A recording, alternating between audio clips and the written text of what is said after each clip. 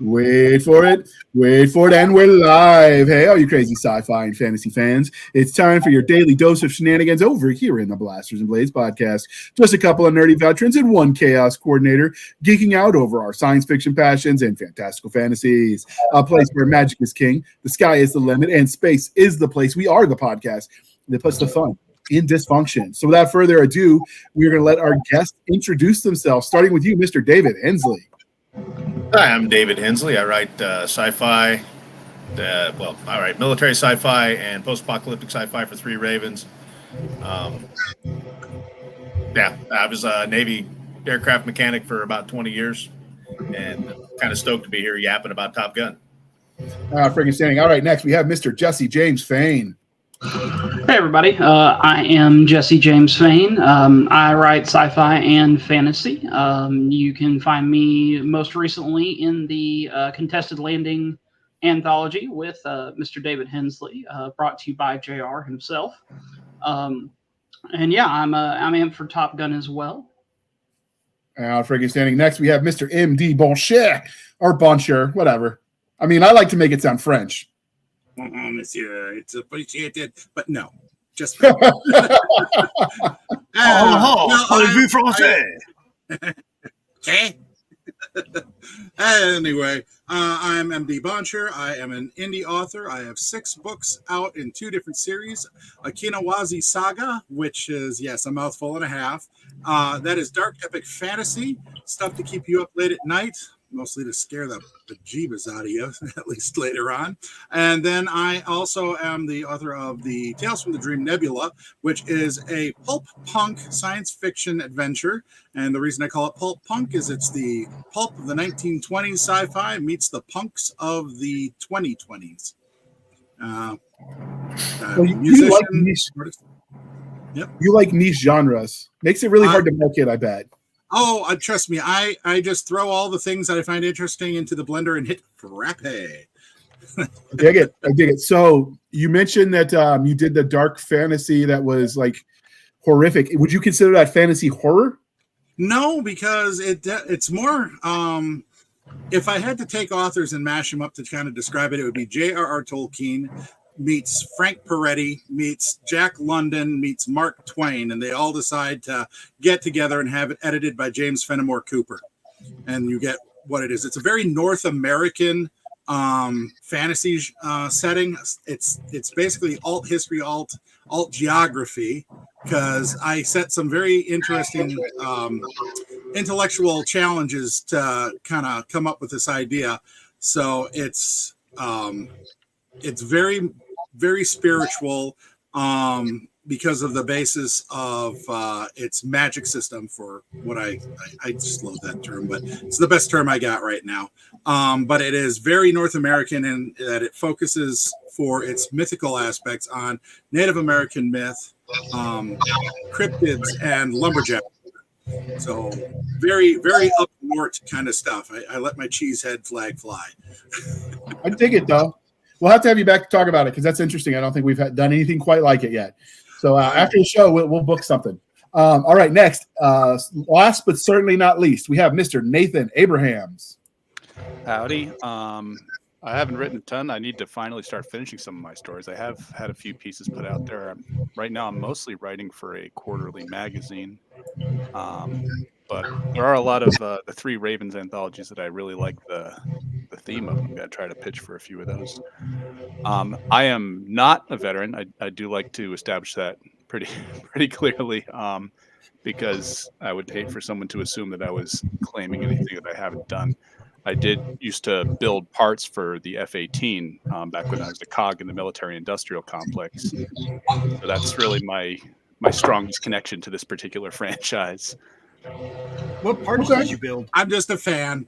I built one of the stator cores for the power plant. Okay. They were a pain. Well, the F-18 is a fine bird, man. Like, don't ask me about Boeing engineers because I haven't been Boeing engineers. And if I tell you my opinions on Boeing engineers, I'll probably end up dead. So let's just not start. Yeah, I was going to say that, Nathan. All right, and with that, next part of the introduction, dear listener, dear viewer at home, is how we first found them. So, believe it or not, I found them all hanging out in a dive bar, and I just shanghaied them onto a podcast, and here we are. And with that, David, you have David. Boncher. It was dollar beer night, man. What? You have never done on a podcast before, so you get to answer the religion questions. Are you ready for this? Well, okay, I've never been on your podcast before, and I'm fine with that. Just be ready for some weird answers. All right. Star Wars. You will be Star Trek or Firefly. Say that again. I got crosstalk. Star Wars, Star Trek, or Firefly? None. What would you pick instead? Honestly, I'm still trying to find a science fiction universe that hasn't been murdered. As it stands right now, the only franchise that really has it going on for me right now is this one right here. Ghostbusters. Yep, We only go. one out there of the big ones that I used to love as a kid. That's still kicking and screaming, and it's not the fan base that's screaming. I get it. You can pick, like, if you like Star Wars circa first two movies only, that's an acceptable answer. Star Wars is acceptable episodes 1 through 6, and I'll give a foul tip to Rogue One just because of the ending. And I'm not talking Darth Vader. I'm talking how they handled the what happened to the heroes. That's the only reason I will give that one a foul tip. And yes, I know the purists out there are screaming their heads off going, it's nothing like the original. Fine. I've never read it. I don't know it. I don't accept any of the literature because it never interested me. If it wasn't on the big screen, I didn't really care for Star Wars that much. Star Trek, give me the original series. Firefly, Serenity only. I do not like the TV show. Wow. Yeah, I'm a freak. Okay. I like Flash Gordon. I like Flash Gordon more than I like Firefly. But I respect Don't the heretic. And the movie was outstanding. What was that? Me falling down the stairs? Yeah, I didn't hear most of whatever you just said. Oh, yes, Down the Heretic. All right. And because we're polytheistic here at the Blasters and Blades podcast, Game of Thrones, The Wheel of Time, or Chronicles of Narnia? I'll have to go with the only one I've ever read, and that's Chronicles of Narnia. Okay. One of the crimes. Go ahead. Oh, I haven't. I avoided Game of Thrones because it was too close to some of the things I was doing in my own fantasy series. And Wheel of Time, I have a friend that's desperately begging me to read it, but I just can't generate the interest. It just doesn't grab me. That's fair. I'm terrible. I'm a horrible human. Bad nerd. One of the crying shames of adulthood is people stop asking this question, so we're bringing it back. What's your favorite dinosaur?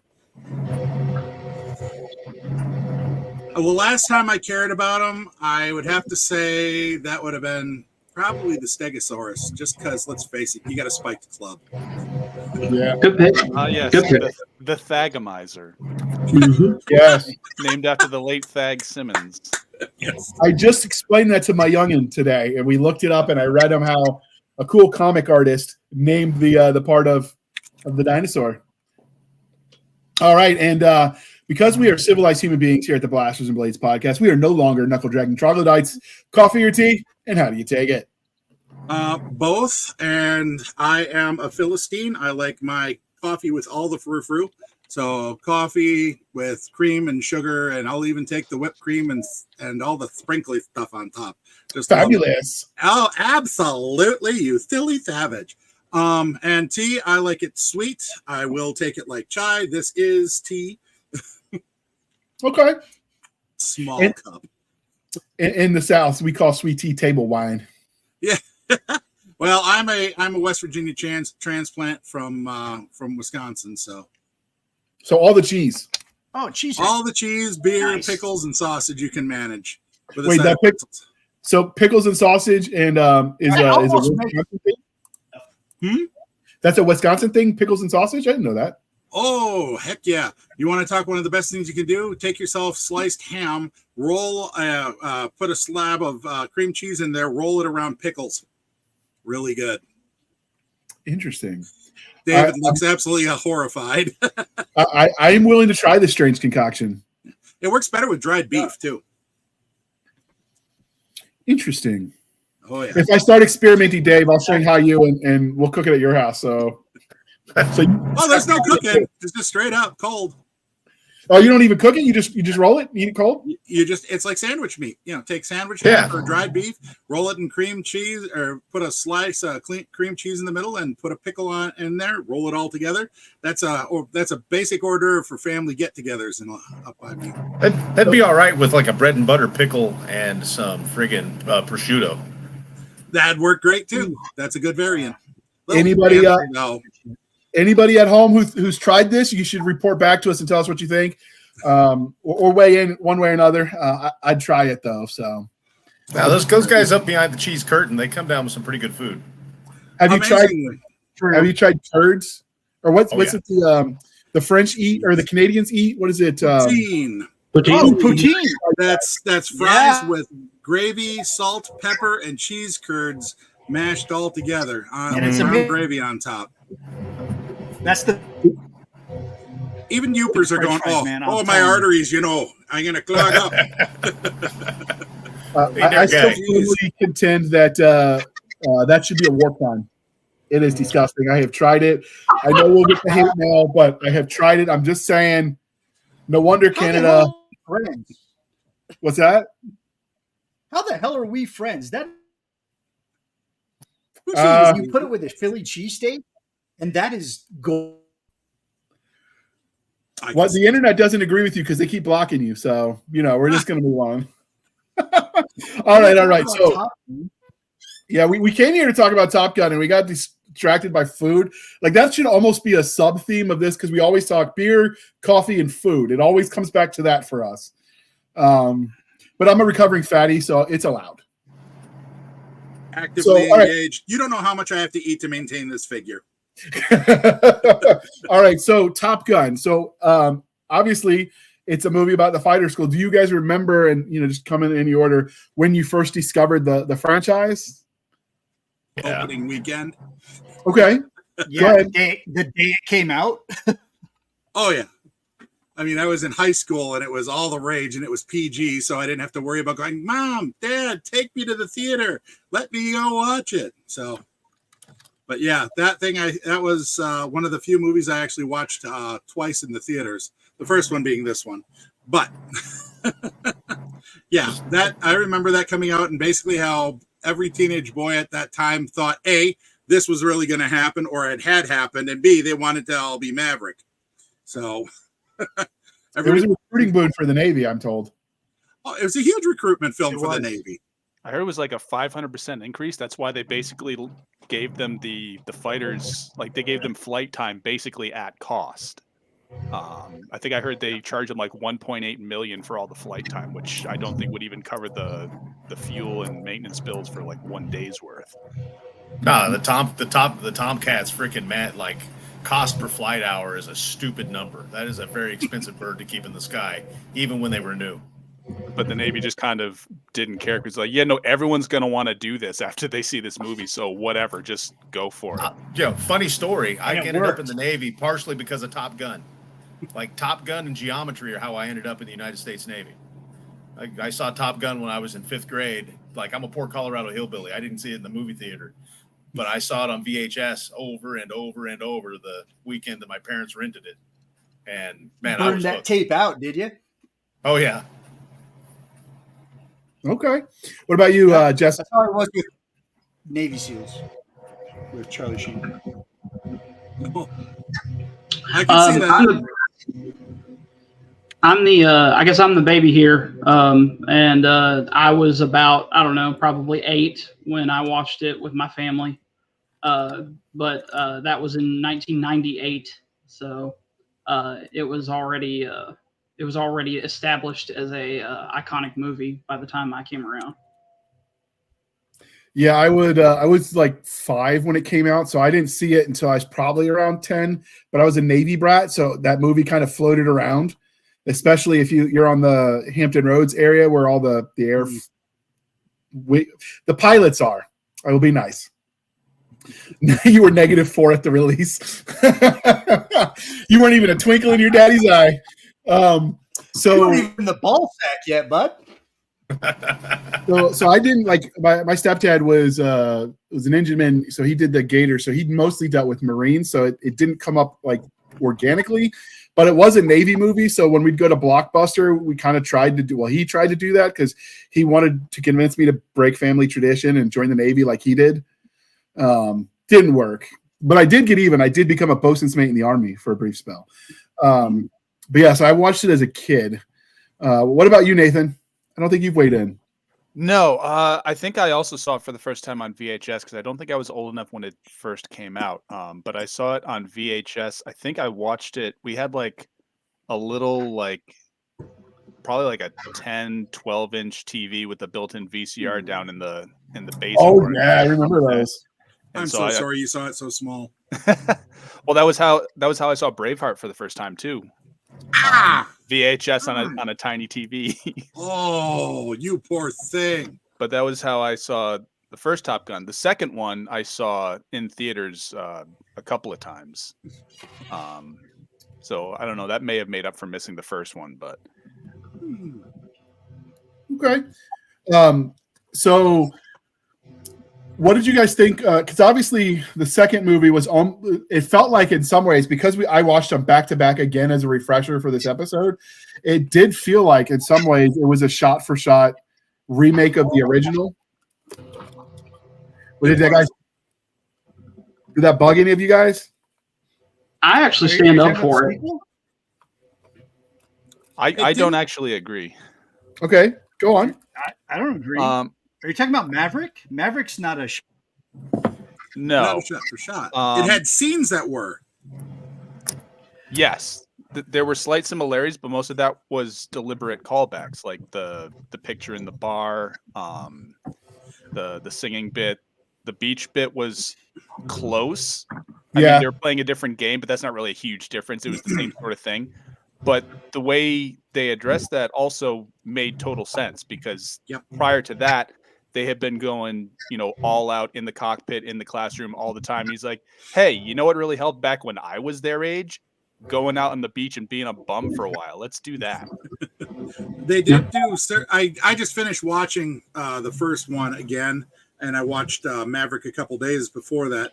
And I noticed that two of the scenes that stood out as the callback, and I totally get it because they're the shot for shot remake is actually shot for shot reversed. And I noticed that specifically with the Maverick showing up at Miramar and motorcycle down along with the fighter. He's doing it the opposite direction, and he's watching the planes come in from the opposite direction. So I realized when I saw the original, I was like, oh, okay, so they did do the callback. It's just they flipped it so it wasn't perfect, and it wouldn't kind of go, oh, well, that was cheesy. But the opening montage of getting the fighters ready to take off, not only did they duplicate that almost stopped. Yeah, they did it, except for instead of having the A4 Corsairs on the deck, you see a couple of those. You see the F-14s, and this time it was the F-18 Hornets. I was shocked when I was watching the opening credits there, and I saw what looked like I think it's the Corsair, the big one with the open mouth beneath. And I'm not an aeronautics fan. I mean, I know enough to go but I noticed that they did that, and it was to get you back in the to say the original, the opening shot, they had some EA-6Bs. Okay, that was it then. I couldn't remember the letters. Remember, not military, no stolen valor here. I'm just happy. Yeah, they had A6 Intruders and EA-6 Bravos on there. There you go. There was one A4 Phantom or F4 Phantom. Yeah. Well, with that. Yep. Then this. You mean the F4 Phantom? But yeah, same. Yeah. It was like one of them, and it was back. It was a montage shots. Cool shit. And then and then the Maverick, they did the same thing, except with the aircraft that was currently being used. With the Go ahead, Dave. Yeah. Well, with the motorcycle, he's on Miramar, and the next in Maverick, he's on friggin' North Island. They moved Top Gun out of Miramar, like in the early 90s. Late 90s, yeah. It was 1999 when was it 99? I know they moved it out of Miramar. Yeah, it was late. It was the late 90s when it turned over to a Marine Corps air base. Yep. I live in San Diego, so I drive by it all the time. Yeah. North Island is Top Gun now. So North Coronado Island, also known as North Island, that's all fighter wing shit. And it's cool Yeah. because you see them taking off and you see the Gen 5 fighters coming off all the time. It's like, I love living in this town, except for how much it costs here. Yeah, I don't know. I live near Oceana. I don't like hearing the jets flying overhead. I won't miss that when I leave. I get a freedom boater when they fly by, man, because they fly over where I live now, which is up in the mountains, because this is all training ground for the aerial combat stuff. I love hearing those jets, man. It's so awesome. So what did everyone think of how they handled the Iceman? He didn't speak much. I don't know if that's because the actor was actually sick or that was built into the actor cannot speak. Yeah, that lost voice his voice due to throat cancer. I didn't know that. Yep, he lost his voice a few years back due to throat cancer, and they had to recreate his voice using AI. Yeah, yep, and his old one movie. line he speaks, he doesn't even speak. Oh, sorry, I just got corrected. The rumor was it was recreated with AI, but my wife they have recorded his voice, but they didn't use it in that movie. Bambo, ladies and gentlemen. Yeah, she pointed out that he actually was speaking, but that was his actual voice, and explains why he's not acting in much of anything now. I did hear though that Tom Cruise refused to do the movie without him. I believe it. Yeah, that was a cool. I respect that. Move on part. Mm-hmm. I did like when he's standing before in the beginning where it opens up where he's standing before, the admiral or whatever. And he's like, "You're just a captain." He goes, "Yes, but a senior captain." I'm picturing like every Lance Corporal I ever knew. Like, "You're just a Lance Corporal, but I'm a senior Lance Corporal." I did or work specialist. with I'm a senior specialist. I'm a command specialist major. Yeah. I've seen that kind of moxie from the lower enlisted, so I could resonate with that. So what did you guys think of the similarities as far as like it seemed they went out of their way in both cases where they didn't want to piss off the Chinese market, so it was Russia in the first one because we weren't selling there, and BF nowhere in the second one because again they want to sell to the action fans on the Chinese markets. Did that bug you that they went with somewhat great powers?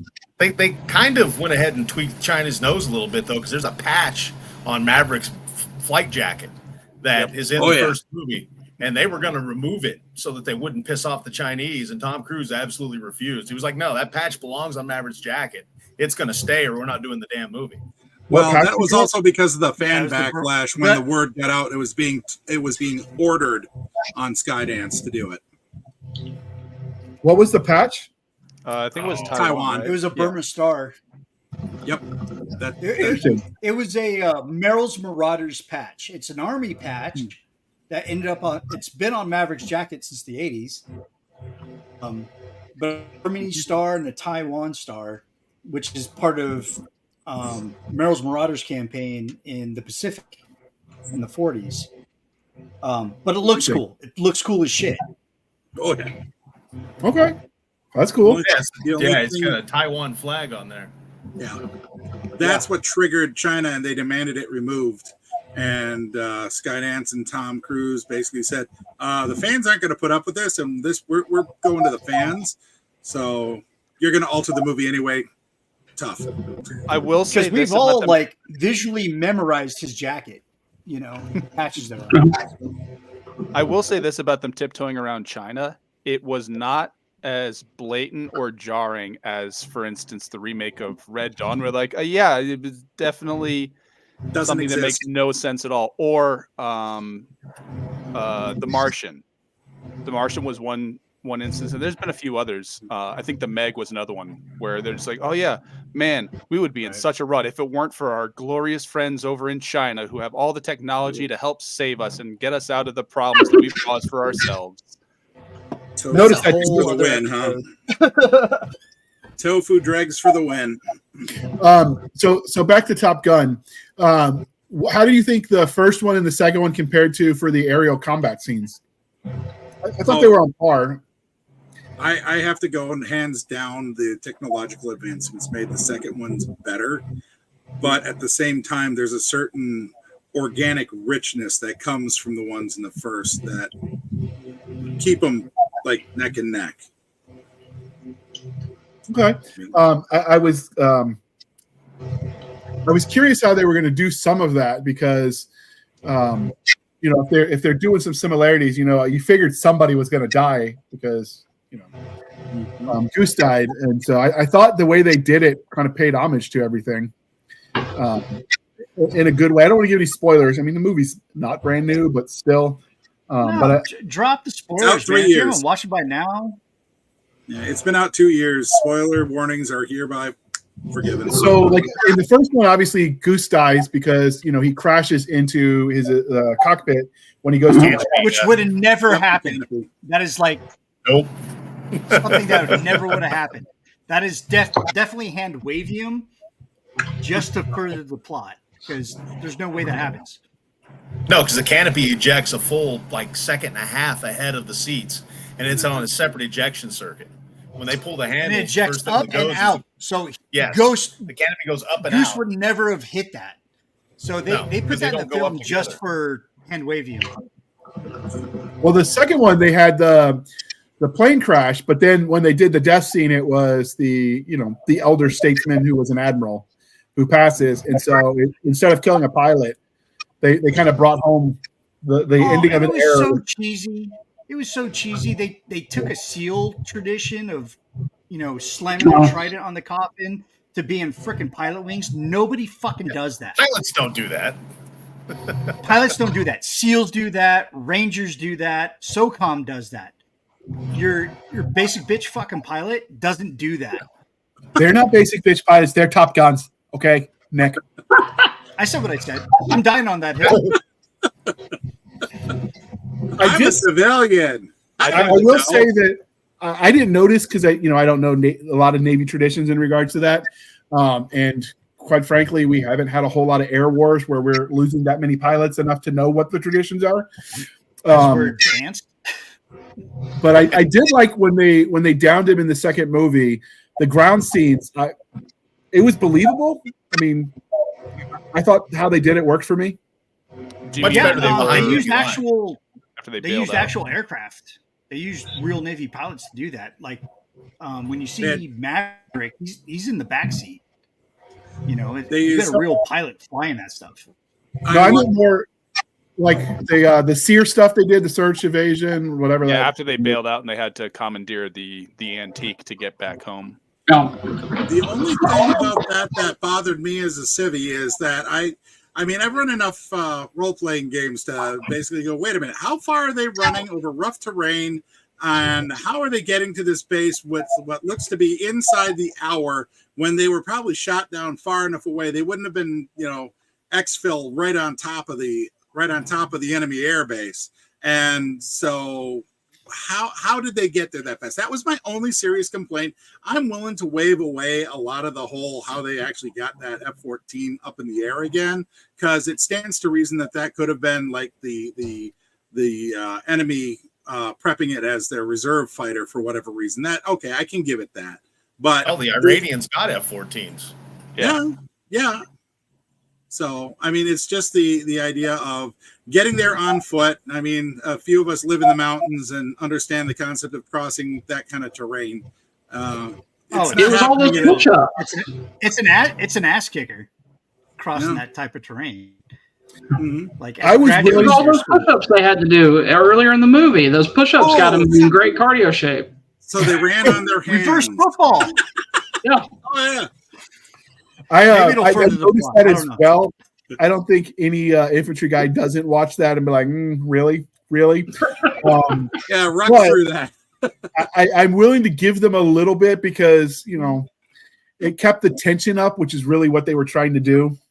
And I have found sometimes if you're actually accurate about tactics, people will be like, no, that would have never happened. And I'm like, bitch, please, I knew that guy. It happened for real. Yep. So sometimes, fiction has got to be a little, I don't know, it's going to be a little weird to make it believable. If I may, I'll quote Mark Twain saying, of course, truth is stranger than fiction. It's fiction not has to required to be feel plausible. Yeah, it doesn't have to be. Yeah, it doesn't have to be plausible. Oh, dude, Yeah. some of the stuff that I've encountered in my military journey, like if I tell people about it, like that didn't happen. I'm like, it actually did, because it was stranger than any type of fiction you could possibly come up with. It's some And then weird the fun- shit out there. The fun part is when those incidents happen. So that's Yep, the one we thing had I will say. We had a guy jump over a busted arresting wire. Oh, that's no fun. Did he get hurt? Oh, we lost you. No, we were on the GW, and long story short, Hornet was the resting gear was jacked up, so they stripped the 2 and 3 wires. They have 1 and 4. Hornet landed, caught the 4 wire. The tension assembly was messed up, so the wire ran all the way out, popped in half. Half goes port, half goes starboard, and there was a friggin' yellow shirt facing aft. And I don't know if God leaned down and whispered in his ear or what the hell happened. His spidey senses kicked in. That dude jumped up in the air, and the wire passed under his feet. He landed, jumped again, and the second wave of the wire passed under his feet. Like they got him. They were shooting a documentary on aircraft carriers when we were out there doing that. They got that guy on film hopping that wire twice. You guys are crazy. Everybody man. else like, that didn't. I'm a guy that man, runs they got towards shoved in the tow gunfire, and I tractors, think knocked you down. guys are nuts. So I will say I liked when they did the ground stuff. Like it felt believable as far as the bad guys being there. I kind of liked how that was. I liked, that they set up that this, enemy faction has a mixture, kind of a hodgepodge of old and new. So I thought that was kind of believable for some of these third-rate powers that, they might have the one cool new thing, but then most of it's just junk. And they kind of captured that essence. So it's fairly real to life, even from my civvy point of view. Well, and that's why I'm not really bothered that they didn't go deep and make China the bad guy, because like the enemy faction was totally believable as presented. Like I buy whatever country they want me to pretend that was as a realistic power. I don't need it to be laid on one-to-one analog to a real world. Yeah, it's really not the most important factor of who the bad guy is, as long as they paint them to be the bad guy. I mean, in the first movie, the bad guys didn't even have faces. I think probably, the second movie too. You never saw the faces of the enemy pilots. They're just faceless, mumbling bad guys. Oh, and those helmets, I'll tell you, they serve the purpose. Those enemy MiG pilots. Those when I was a kid, they're like, oh man, worse than stormtroopers, man. What I really liked though was when they were flying side by side with the jet that didn't have, as they're escaping, that didn't have the radio, so they're resorting to hand and arm signals. And the guy, the Goose's kid is there, and he's like, "What are you supposed to do?" He's like, "I don't know, I don't remember." And he just gives him the bird. I'm like, that was so military. I don't know, like that was the most realistic. Rooster. His name is Rooster. You need to know that. Awesome. Yeah, reset the radio circuit breaker. There's 1,000 circuit breakers back here. Well, yeah, because it's 1970s technology he was flying in. We got a millennial that's in the back. That's one of the cool doing things the they Rio. did, though, is they were actually able to show the cockpit on the Tomcat, which they couldn't do in 86. Right, because it was still active weaponry. Right, so you get to see all that stuff in the back seat and how many. Now that I it's had no let idea them see. the Tomcat had foot pedals. I had no idea. Yep, to control the as much the as I rudders. love that's that bird. the rudder. Yeah. It was so weird to see that in the movie. I'm like, Jesus Christ, it's like driving got foot pedals. One of the best things about that, I was watching the specials on Maverick and was taking a look at the camera setup that they threw in that rig or in the back seat for the actors, and I'm just like, oh my god, 6 digital cameras, 4 facing towards the actor, and then 2 out either side from behind. And the actor is the one that was in charge of basically the shoot and getting the blocking and everything like that taken care of. It was absolutely nuts to watch, and that's what made it really. Yeah, the actors basically had to be their own camera people, from what I understand. And they were the ones eating the G's too, because they had to go through a full survival school to get into the plane for one, and then to top off with to then have to sit there and get the face. You can't get the face of G forces make on you. So, the pulling down and everything like that. So that's why they really wanted to go practical. It was awesome. They did a really good job too, especially when they were doing the climb. They were doing the climb up, and there's it's like 2 G's. You start they didn't really show that in the first one when they would do their G maneuvers. This one they showed the breathing, because there's certain breathing techniques that these guys have to do to keep from passing out. And you saw that a lot with Maverick. A lot of that. It was awesome.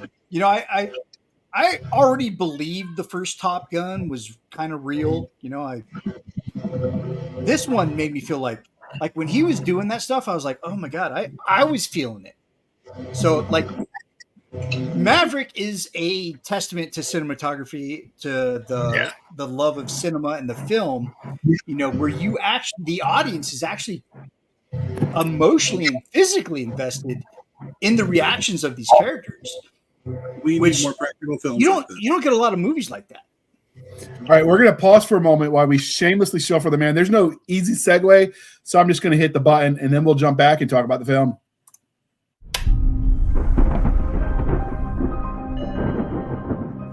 Van, I know this is hard for you to accept or even believe, but you're not imagining this. You're not going crazy.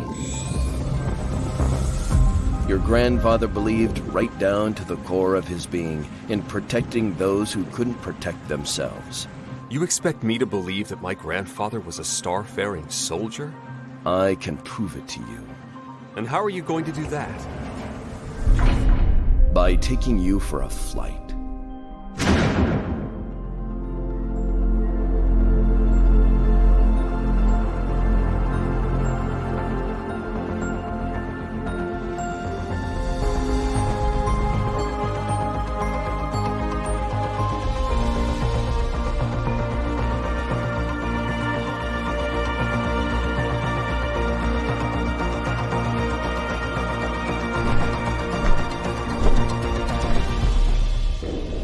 Whenever you're ready, Van.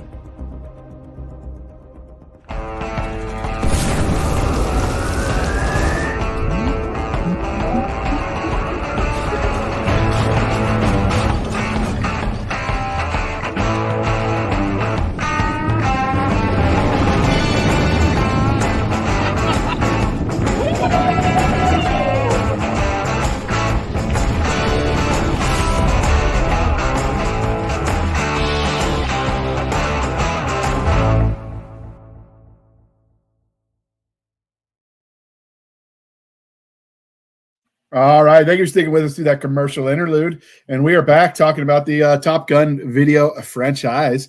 One of the things that you mentioned, MD, about the show was that the pilots were filming it. That actually came up because one of the pilots messed up, and they had to spend a lot of money reshooting that day from his point of view, and that made the media as they were talking about the filming, because they had to go through a lot of hoops to get that last, at the last minute, get that film, because I guess he didn't hit record, or maybe he deleted it or something. I don't remember. Stuff like that's bound to happen, and unfortunately, reshoots with military aircraft is really expensive. Stupid expensive. In a world where movies try to preach messages, this was just good old-fashioned fun, and so it did really well in a box office where everything else was flopping. So that helped too. Not only that, but you're right. They left out the message. More importantly, I think, is that it was a movie that brought back a character that everyone knows and likes without destroying him. Absolutely. Because that's 100%. Been the common thread through every single franchise revival we've seen for the past decade or so. Oh, look at Star Wars. Remember this guy? Yeah, he's just the worst. Remember this guy? Yeah. So you remember how he had a great, he had a character arc and he actually got somewhere? Yeah, we just reset him to 0 because we hate him. Kill every Harrison Ford character you can find. Yeah, like a deadbeat dad. That's the thing. That was the thing that pretty much killed the love of Star Wars for my heart, is the fact that they took all the classic heroes and villains, all the classic characters that we loved, and they basically disrespected them and all the writers and all the people that had put so much of their time, effort, and love into the characters before. They crapped all over the legacy and then took them out like little bitches.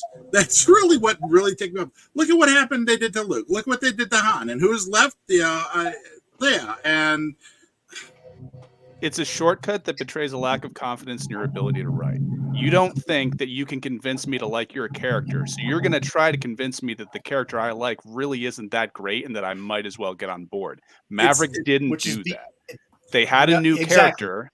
They had Rooster to take the place of Goose, but they didn't have the need to say, hey, I don't think you're actually going to like Rooster, so I'm going to make Maverick the worst so that you really don't have a choice but to like my brand new self-insert. Well, not only did they make Rooster likable, but they went ahead and inserted a character that was kind of like Iceman, but minus, twice as arrogant and half as skilled. Yeah. And not even what was his call sign in that? Hangman. Such a dick. Hangman.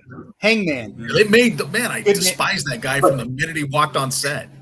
And but you end up liking him towards the end. Oh, yeah. Like Iceman in the original. Like everybody still thought an They effective did a good job bringing it all together, but I mean, they it was instead of Speaking of pulling it all together, one of the things I did like is the opening. He's going back to visit, and then the first movie they mentioned the Admiral's daughter Penelope, I think was her name.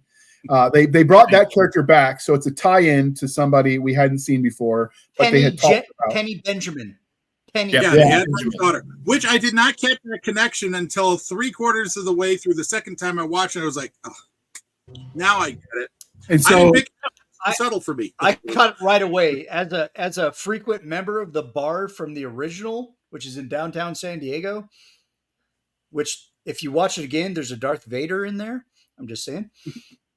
Like Penny Benjamin, as soon as he said that, I was like, oh, yeah, the Admiral's daughter. So when they did that scene, though, when he goes into the bar, so they get her on scene by having her just want to retire and buy the bar, right? Which I thought was cool. The opening scene where she declines his credit card, even though it probably went through just so she could harass him with whatever tradition where the pilots tossed him out. And then the oh shit moment where they realized they just threw this captain out of a bar the day before. That was hilarious for me. I was laughing hysterically. It was a great callback to what they did with Kelly McGillis, with him embarrassing himself with all of his classmates in front of what was going to be their civilian instructor. And so it was a great role reversal on that, where Pete had to suddenly take on the role of Charlie in that moment and nail it too. And he did. Captain Pete Mitchell, you bastard. My favorite, though, and I want to see what you guys think about, especially you, Dave, the scene where at the end he's going towards the end where he's going sailboating with the girl, for some one-on-one time, and he doesn't know what he's doing. She's like, "How do you not know how to drive a boat? You're in the freaking Navy." Great line. That was hilarious. Dave, what were your thoughts on that one? Oh, no, that's total aviation, right? Like, I got a very good friend of mine that gives me crap nonstop about how I was not in the real Navy. It's like we were guests on ships. We showed. Oh, we lost him. We lost him again. We figured out where our berthing was, where we lived.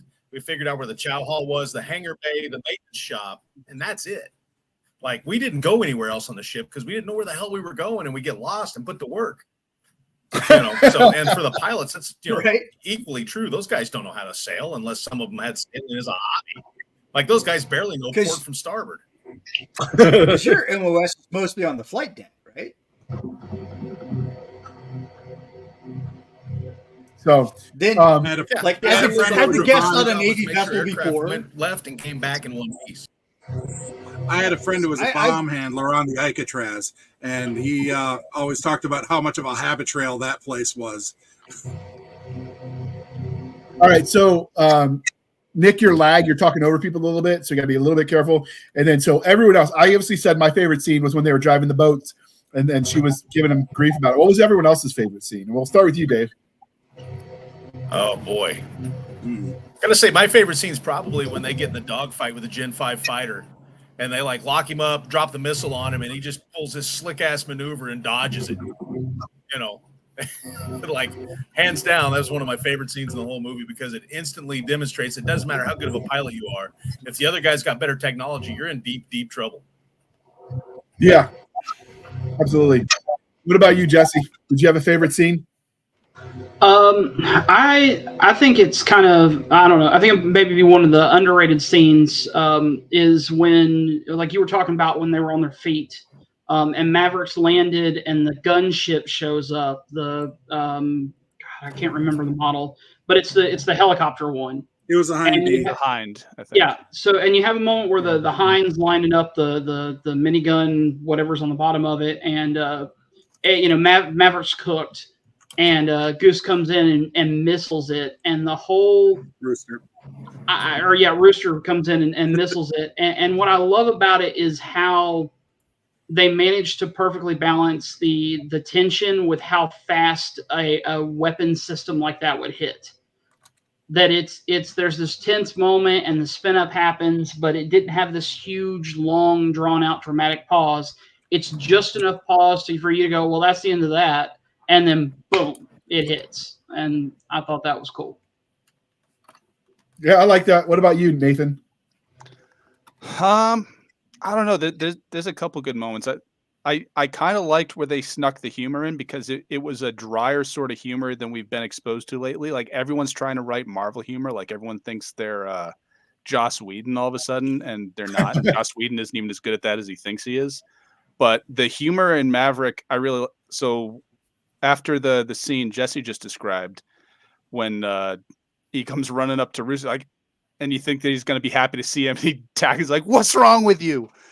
The scene right at the beginning where Ed Harris is being Ed Harris and standing in the road like a Giga Chad, and he just flies straight over his head, and Harris is like, "I don't care, I'm Ed Harris." Like I love that scene. The aforementioned boat scene, the scene where Tom Cruise drops out of the window and the daughter's just like staring at him out the window. Oh, yeah. That was good. Like there were a lot of really well-timed comedic beats in the movie, and it was nice seeing that because, like I said, everyone else tries to do Marvel humor now. The one that, speaking of the humor that you mentioned, that I thought was the funniest was when they're like, the loser has to do all these push-ups because they were sure they were going to make the old man push, and then all of them, one after another, are doing push-ups. And the black character, the warrant officer, I can't remember his name. Hondo. Yeah, he's just standing there like, I'm counting. You better do it. Because I could see that is such a warrant officer thing. That and the coffee. Did you notice how much coffee he had on him? Always. Oh my God, it was gallons. Gallons. If he drank that much, they're pausing every 10 minutes for him to make a latrine run. Because, oh my God, that guy was drinking, putting some down. And another part that was fun, because I watched it with my wife, so I basically grew up on JAG. I still use way more legal jargon in my day-to-day life than I should because I grew up on JAG. You too. But my wife is like seeing all this carrier stuff happening, and that maneuver that the advanced fighter pulls when he does it, it's kind of like a split cobra. Yeah, that's a new thing apparently. And so my wife's like, "Wait, can they do that?" I'm like, "I'm pretty sure they can. Like, I think that's an actual capability they have now." So like she was just kind of blown away by a lot of what's possible now. And also her grandpa was on a aircraft carrier in the Pacific. And so during the opening scene, when they're showing like the steam launch and everything, I'm like, yeah, that's almost the exact same system that they had when your grandpa was on the ships. It's still a steam powered catapult, and they still use the arrestor wires when the aircraft comes in. Yeah, it's kind of the same thing. Well, so that was really cool for her. And to the see. things that the Gen 5s were doing the Tomcat could do also in limited capability, obviously, but it could. Well, it yeah, could like do MiG-29 could do those things too. But with the Gen 5 fighters, it's a little bit easier, I guess, and quicker. The Tomcat's really heavy, and so it takes a lot of thrust to get that thing going in any given direction, and so it takes longer to do anything.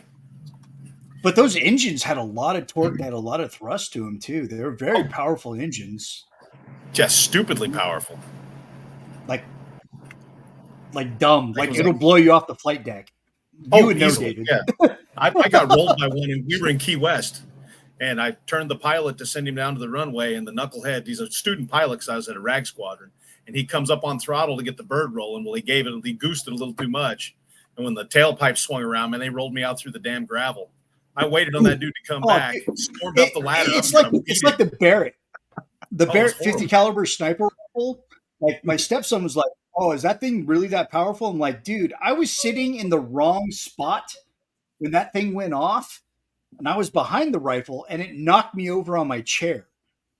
So, like, people really don't understand how powerful some of this stuff is. It's like that thing rolled me. That thing rolled me across the tarmac like a party favor, and I'm a 200. At the time, I weighed like 275. So I was like 170 when that happened, and it rolled me like a tumbleweed. Yeah. Like in my chair. I was still attached to the chair. You know what I did? Ass over tea cuddle. It was like retarded. It was like the worst PLF ever. So Boncher. I'm going to keep trying to sound it like it's French just because it's fun. What was your favorite scene in either one or two? Well, in Maverick, and somebody already took mine with the whole Rooster or Maverick running up to Rooster and what the hell are you doing? And then of course he said, "You told me not to think." And it's like I just love the whole throwing of Maverick's words back in his face, and he's just left going, "Ah." So this is how my bosses used to feel. Yeah, exactly. But also I in the first movie, that's a hard one. I will say that my favorite line is Merlin going, "You're gonna what?" When he says, "I'm gonna slow down and let him fly right by." That's just the way Tim Robbins delivers that was absolutely so good. Awesome. Yes, with so little. Good as Merlin. Yeah, he had such a small part. But I remember Tim Robbins from that movie, and a lot of people don't. You know, he's like one of the unsung heroes of that. Well, I was shocked when I reminded whatever that John Stockwell played Cougar, and I always remember him from Christine. So I was just like, I remember him from My Science Project. Oh yes, love that stupid ass film. That thing is just such awesome. A great movie, and it still holds up. I love that movie so much. We just watched it about a month ago, and I was like, I forgot how much I love this damn movie. Dennis Hopper going full Dennis Hopper. I mean, chemically induced was genius, that movie, man. He went from conservative to hippie so fast, and he merged those two personalities so great. That's a show. That's a show, JR. Write it down. My Science Project. My Science Project. That to the masses. Freaking awesome. So since you're talking, movie. Nick, what was your favorite scene? Oh, man. I love the people climb up the mountain.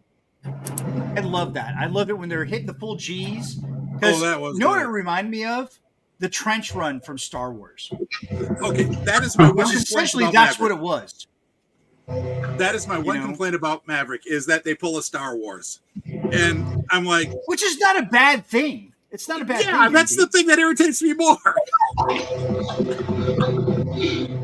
So they're not doing T-70 starfighters, X-wings. They're doing it with their current aircraft. It was such a great scene. And it showed because the camera angles were awesome. Everything in the pit, like just the physicality of what was happening to their bodies. Oh yeah. While they were pulling maneuver. Which I consider myself a tough guy. I think I would have passed out. I'm going to be honest. I would have bitched out. I would have been like, and I would have been like every other flight recruit video in the G-force chamber. Yeah. So what did you think what did you guys think of the new captain or admiral that came in? That was the guy from Mad Men. That actor. Jack Ham. What's his name? John Hamm. John Hamm. That's it. What did you think of his character? He did good.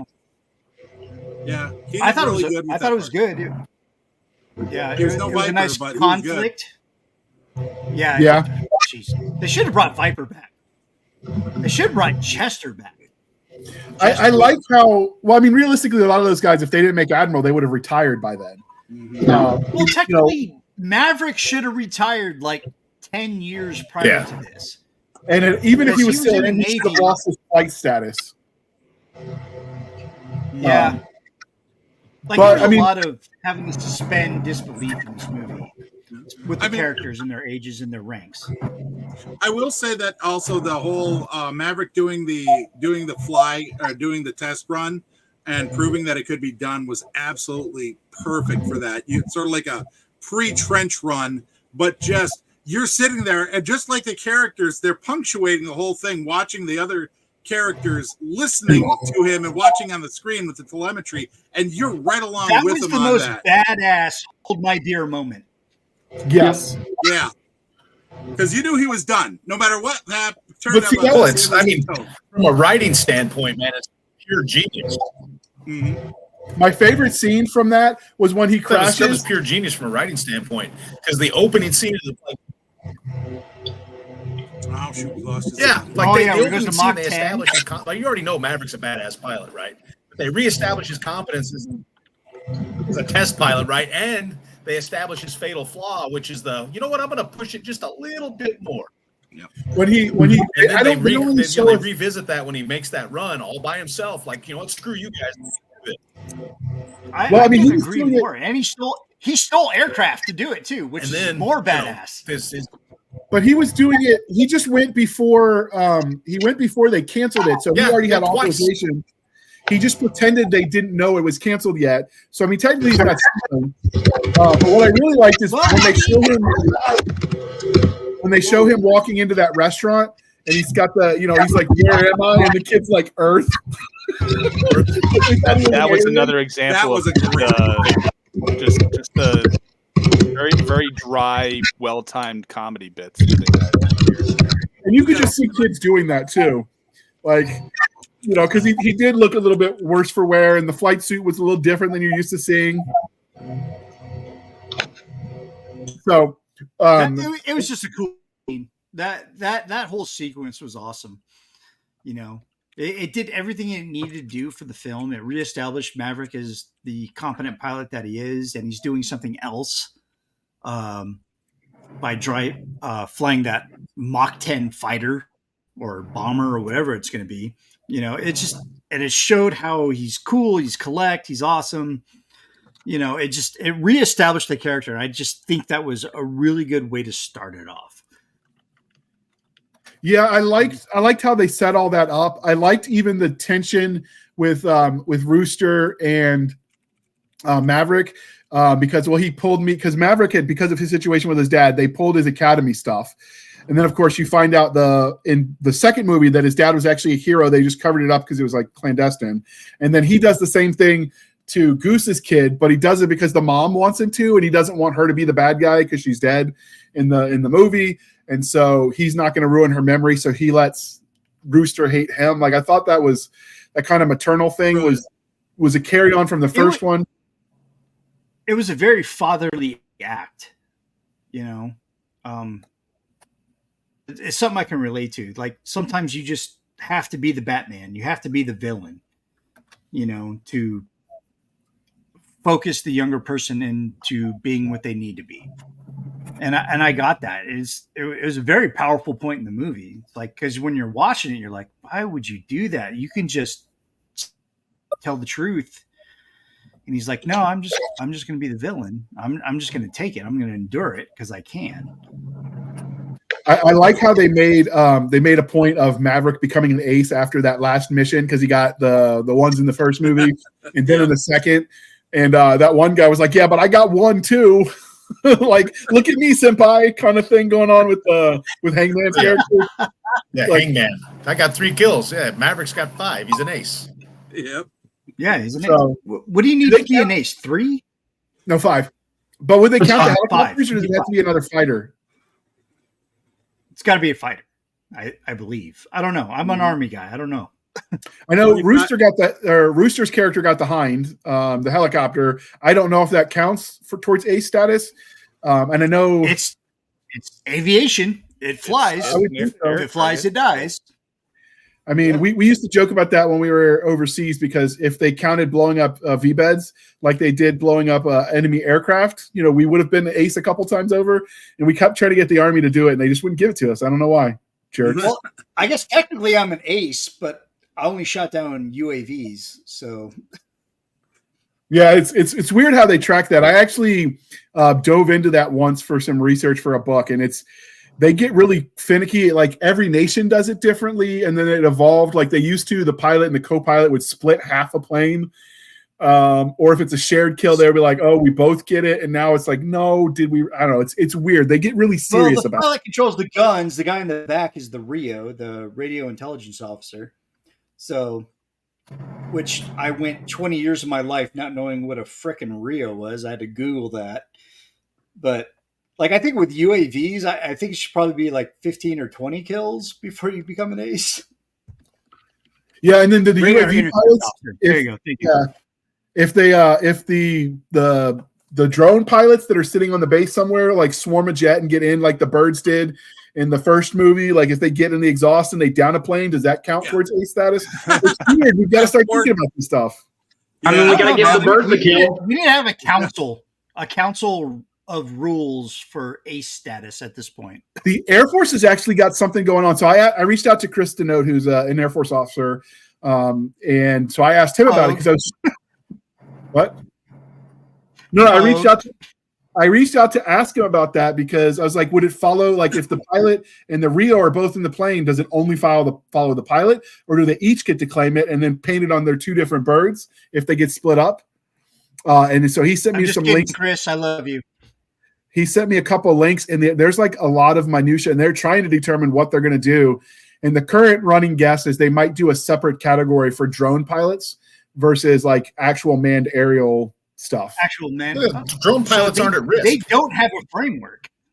Yeah, well, no, not just pilots aren't at risk. If they get shot down, no big deal. They just get another drone in the air. If a real pilot gets shot down, his ass is you switch dead. controllers, man. Yeah. No, but this is also, I gotta respawn. Yeah. Dave, you're missing what I'm talking about because they also have to factor in what if the pilot manning the jet shoots down a drone. So like if someone shoots down a Global Hawk, does that count as a kill? Well, it's like shooting down a freaking missile. I mean, that's a good analogy. Do they get? I know I've seen some World War II stuff where they had like cows painted on there for. I don't know why they got a cow, but one Air Force, U.S. Army Air Forces had a cow on one of their. Reminds me decals on our Humvees based on IEDs that blew up on us. You know. Oh, we did that too. We didn't detect the IED. We just kind of ran through it and it blew us up. And then we force. Yeah. Scout by clumsy. Yeah. Recon by fire. You know, I guess that's probably the most accurate. When you talk about shooting down, drones, you got to go all the way back to what the British probably did. I think they gave the guy a kill for it, where a Spitfire pilot caught up to a V1 and got in next to it, and he flipped it with his wing because he was out of ammo, threw off its gyroscope, and then went right into the channel. They also had in World War I, for instance, they were shooting down hot air balloons towards ace status, and now they're saying, well, that doesn't count. So it evolves with the times. Yeah. Well, I think a lot of it is if it flies, it dies, and you get credit for it. That's how it used to be. Yeah. But anyway, man, like we live in a weird world right now. Yeah, the technology's changing. We got to figure out how that's going to work, but it'll be interesting. Like Pretty I'm soon talking the stepkid into joining the Air Force to be a drone pilot, and he's like, "Can I be a drone pilot?" I'm like, "You got to go to college first, because even those guys need to be officers for some reason." While they're playing Call of Duty on the screen, they don't want the easy jobs going to the enlisted. That's probably true. Even I can figure that one out. Bullshit, man. We deserve it. Can you imagine the Eastern Mafia in charge of drones? Oh, it would like warfare would change as we knew it. Like you put a bunch of just disgruntled E4s in charge of drones, or let's even up the ante. Clunky robots that we can control from somewhere else. Something's getting tore up. The war would be over in like 15 minutes because they would just do some weird shit. Chainsaws. Give some Marine access to a Boston Dynamics robot with a pump action shotgun and a sword bayonet. Okay, first of all, we're assuming that the Marines have the competency to work machinery. They don't. But it would be interesting. Look, as we bring this to a close, so obviously this was a huge recruiting draw, the Top Gun franchise for the Navy. Do you think the Army, the Marine Corps, or the Air Force have an equivalent movie? No. Black Hawk Down for the Army. Kind of. Okay. That's Okay. That's a terrible recruiting I movie. call that a strong reach. I think no, because it reinforced, because I am an Army Ranger. I served in the Ranger battalions. That movie obviously came out while I was well into the life, but had that movie came out before I joined, now, it's really weird. Like Navy SEALs and Predator. Hold my hand. I'm going to take you through this journey. We're going down the rabbit Navy hole. SEALs and Predator. My old man was a SEAL. I didn't like deep water. I didn't like boat. The Navy didn't have a contract for me to at least try out. The Army did. They're like, hey, man, what do you want to do? I'm like, I want to jump out of airplanes. I want to blow shit up. And they're like, you want to be an Army Ranger? I'm like, super cool. What the F is that? And they're like, all right, come on in. We'll show you a video. And it was very similar to like a Navy SEAL recruiting videos, guys coming out of the swamp, coming in on a raft, jumping out of airplanes, blowing shit up, you know. But if Black Hawk Down came out, and if you get past the message of Black Hawk Down, which is there was only a little bit of you and you were fighting an entire city and shit and people died and everything went sideways, that would have recruited me. I'm like, I want to be part of that type of force. I want to be part of that type of unit. You know, the Navy, and oddly enough, like until I got into about high school, I wanted to be a naval aviator, thanks to Top Gun. Like I studied my ass off because I wanted to go to Annapolis. I wanted to be a ring knocker. I wanted to do all those things. And it didn't happen. But it got me really vested into a military lifestyle. It's something I wanted to do. So as a recruiting tool, it definitely works. I definitely think it's a serious portrayal. I don't know that there is, like the Marines had Generation Kill, but that's relatively new, and it doesn't make the Marines look the best. I mean, it was realistic, but I mean, it's definitely shows you getting jerked around by your chain of command. I don't think Jarhead made the Marines look great either. But Heartbreak Ridge did, though. Oh yeah, that would work. That would be equivalent. The Navy, even though that's a Ranger story, I'll have you know. Yes, but were you the Ridge commanding was officer of your Marine Corps ROTC detachment? Were you? I liked company commander of a weapons company. Like, I don't know what we're trying to do here. You missed the joke from Heartbreak Ridge. I think the Iron Eagle is the only one I can really think about the Air Force it's specifically like modern Air Force. But the problem with that franchise for me is steal it once, sure, I'll buy it. Coming back 3 and 4 times, I'm like, you think that they would lock the gate at a certain point. Oh, they had a fat Ranger weapons officer in the sequel. No, the first one was awesome. Like I loved Iron Eagle, the first one. I was a kid, and who doesn't love Louis Gossett Jr., you know? I mean, if you want someone because I to saw narrate your life movie, like he's one of those voices you would want. Him, James Earl Jones, like there's some of the iconic voices. Oh, dude, he's up there with Samuel L. Jackson, James Earl Jones, like quintessential moderating, motivating black voices. Like he's one of them, dude. Like I still dream about this ass.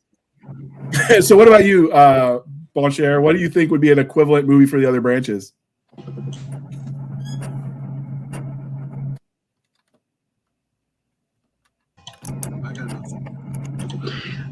I think it's hard for the other branches. Maybe not the Air Force, but I think it's hard for the other branches because Hollywood and really anybody that's experienced like really visceral combat or anything like that, which is any kind of shooting at each other. It's a lot harder to make it look as good as Top Gun makes flying look. Like, don't get me wrong, we lose Goose, and there's the constant danger aspect anytime you take a plane in the air, but it doesn't get the same kind of Apocalypse Now look that most war movies get, where there's your buddies are dying by the dozen. And I think it's hard to overcome that media stigma to make something that has any sort of realism to it that looks the same. I think, and that's the weird thing too. Go ahead, JR. Dave's froze, but he put in the comments that the Coast Guard equivalent would be the Guardian, and that was all about them, going out into dangerous waters and saving lives as a rescue diver. So I think that's actually a really good example of how to do it without making people aware of the risky part, because obviously, having people die by the dozens is not necessarily the best recruiting ad. Well, it's funny that just sitting there thinking about this as a civvy. When I tried to get in the military, although I scored in the 93rd percentile on the ASVAB, I flunked out on the physical. And besides, all I wanted to be was work on the railroad corps. Anyway, you don't see any heroic films that for the other services that aren't historical. You don't see any modern movies that make, being, at least that I've been twigged to in modern era. Most of the time you get stuff like Jarhead or The Hurt Locker or Three Kings. That Hurt Locker's bullshit. Well, I've never seen it. I've seen clips of it and I'm kind of going, that doesn't do anything to make me go, if I was that age, I'd probably want to join the military or the army or whatever other service out there. I mean, let's face it, there isn't much in there. With the Navy, what are you gonna, other than aviation, how are you gonna get a guy that wants to be on a frigate or a destroyer? I mean, there's no movies out there that kind of push for that. But in the Army, what's the latest recent film that actually portrays the Hasbro got more off a battleship than the Navy. True. Yeah. Joke. But yeah, I mean, what can you guys name an Army film or a Marine film? Heck, even something for the poor zoomies out there. So the underlying problem I don't think you're going to see one. The people who make movies kind of hate America just in general. I was trying not to say that so harshly, but yeah, that's what I was saying too. They don't love grunts. You are not going to see an aspirational movie about anything American up to and including the armed forces. Okay, almost especially I will give one. I mean, Saving Private Ryan, Buddy Murphy, historical. Right, but he's saying something made more recent. Modern. Courage Under Fire is the last one I can think of, and that was mid-90s. And that technically wouldn't be a great recruiting film. Yeah. There was the one all the Sealden guys made in the 2000s. It was like Medal of Honor or something like that. It was the posthumous Medal of Honor award. That was Courage Under Fire. What was the one with Owen Wilson and Gene Hackman in? Behind Enemy Lines? That's it. I mean, that, and technically that doesn't help anybody much either. Exactly, David. I agree with you. And then you got Bat 21, which is a similar film about being shot down behind. Yeah. Yep. That's they're all cool. Yeah, it is, but it's not a recruiting. Nothing I would say is a recruiting film for the modern military. But when you compare it to Top Gun, no, it's not. Yeah, there's nothing that when you're watching it, you think, "Oh man, I want to do that someday." What about Stripes? Did it not make you want to do some Army training? Shut up, Francis. That's what's got me. They promised lighten up, Francis. Yeah, lighten up, Francis. That was it. Yeah, that was an epic movie. What are you doing? Training? What kind of training? Army training, sir. Army training, sir. That was a fun film. Oh my god, those are so good. And Spies Like Us was another good one, but yeah, the only ones that are good were ironically good because they were trying to be funny and they accidentally made good movies. I think. Mm-hmm. So like Stripes, Spies Like Us, Sergeant Bilko. Or they just like satire and they were unironically awesome. Renaissance Man. Yeah. There was another one that was a comedy that actually turned out kind of good. Was that our truck drill sergeant? Most iconic line ever. Yeah. Oh, that's a good one. The other one from that movie, Nick, is when they're prisoners, and he goes, "How do you know these plans?" Because they have the Pauly Shore trying to like get intelligence. And he goes, "Easy, I watch your CNN." Yeah, in the Army now. Yes, which Major is Payne, totally accurate of the Army Reserves because they do go first. The Guard goes first before they start sending active duty guys.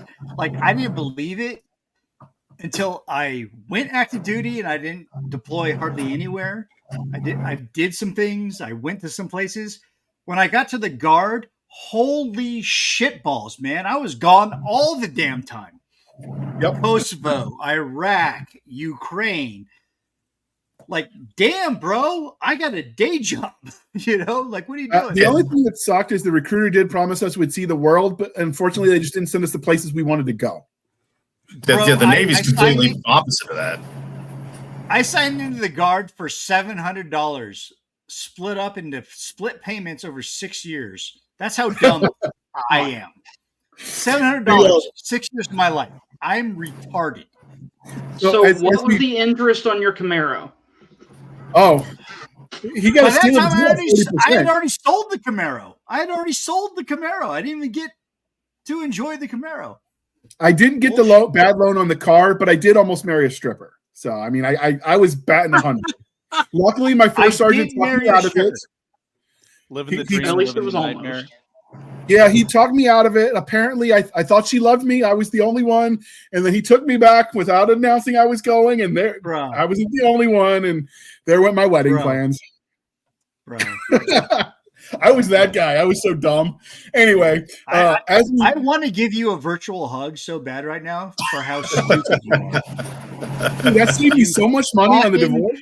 Jesus Christ. What the fuck? We'll talk off air. You stumbled into the watery. You stumbled into the watery lair of the dependopotamus. They have tusks. The dependopotamus. They have tusks. They're fucking giant. So as we bring this to a close, dear listener, what other military classic movie do you want us to review? Hit us up in the comments on the Facebook, in the Messenger, email us, do the things, because we can always come back and do more of these fun movie reviews. Hopefully, the internet and Starlink will like him again. And we can rock on from there. I think I did okay. You did. Dave, what are you working on now, and where can listeners and viewers at home find you? I am currently working on my second installment of the Dead Man's Run series for Car Wars. Title is Chicago Style. You can find me at davidwhensley.com, or you can find me on Amazon at David Hensley. Go to the website, sign up for the newsletter now that I've figured out how to do that.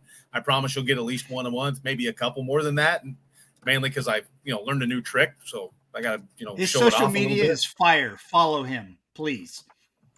Yeah, you can find me on Facebook at David Hensley Writes, or on Instagram at dhensley Writes. Yeah. Jesus Christ, I follow all of your social media accounts. I just realized. All right, next we have Mr. Jesse James Fain. What are you writing now, and where can listeners and viewers at home find you? I am currently working on a Brave Knights story for Dave's upcoming anthology next year. I have some other irons in the fire with Trailer Park Shorts. I'll have a urban fantasy story and a touch of Aether. Both of those are going to come from Three Ravens Publishing. And then I'm also making plans for a special project that'll probably be a 2026 project. You can find me on Instagram. It's probably the best place. It's my full name, Jesse James Fain. You can also find me on Facebook if you really want to. I'm at Jesse James Books on Twitter, and I put free stories out all the time as Outlaw Author on Reddit. So check me out in any of those places. Freaking standing. Got everything covered. Nathan Abrahams, what are you writing now, and where can they find you? So right now I'm working on, I think I mentioned it last time, the alt history where Patton resigns his commission, doesn't get hit by a wagon, and decides to find another way to fight the commies since we won't let him. So that's the current project. And they can find me at, the links will be in the description. I'm on X. I mostly use Instagram to advocate for the repeal of the NFA. I don't really do any interesting writing stuff on there, but I've been doing knife reviews on Twitter recently. That's been my new side project. Stabby would approve. All right, MD Boncher. How can you? I'm going to say it different every time just because it's fun. What are you writing Mon now? Dieu. Where can we find you? Boncher. Okay, you can find my main contact point is at resonantmedia.art. That has all links to everything, but otherwise you can find me on Facebook under MD Boncher and Resonant Media Art. You can also find me on Substack. I also have a Bandcamp page where I put music that I've been writing for my science fiction series and some other various things. What else? I got Irons in the Fire. I've got a blah, blah, blah. I can talk, really, I can. I've got a couple short stories for anthologies I'm going to be submitting soon, including, of all things, a Magi Noir. And I have a science fiction book that I'm going to be looking to submit next month. That the working title is Mech Family Robinson. So I like the title. Nick, we're going to have to do a State of the Union Apogee edition for you to tell us about what's going on for you, because we are at the hour timeline. So you can find us on our Linktree, linktr.ee, Linktree/Blasters and Blades podcast, where we link to all the things: the BitChute, the Rumble, the YouTube, the Twitter, the email, Blasters and Blades podcast @gmail.com. For professional purposes only, we have the Blasters and Blades Facebook group and Facebook page. And more importantly, we have Madam Stabby Stab on the Instagram, Twitter, and email, where you can send all your hate and discontent. She's here for it. We have our website over on podcast at Spotify. It's a really weird gobbledygook, so just go to the Linktree. You'll thank me later. Where you can support the show for as little as 99 cents a month. Or we're also on TikTok. You're right. I got to add that to the rundown, where we can support the show more directly at buymeacoffee.com/author J.R. Handley. Be sure to put in the comment section that it is for the podcast, and I promise I will keep my co-hosts duly caffeinated. They will drink that coffee brand coffee until it pours out of their eyeballs. Speaking of, link is in the comment section. Discount code podcast grunts, 10% off American-made coffee. It's good stuff. So good. It's so good. And we will go from there. And with that, thank you for spending some of your precious time with us. For my crazy co-host, I am J.R. Handley, and this was the Blasters and Blades podcast. We'll be back next week at the same time, where we'll indulge our love of nerd culture, cheesy jokes, and all things that go boom. All right, guys, thank you for coming on. This was fun. And we're going to have to send Elon Musk a strongly worded letter about the Starlink situation. Yeah, I mean, the fuck. All right, with that, we are out. Boom. Con Dios.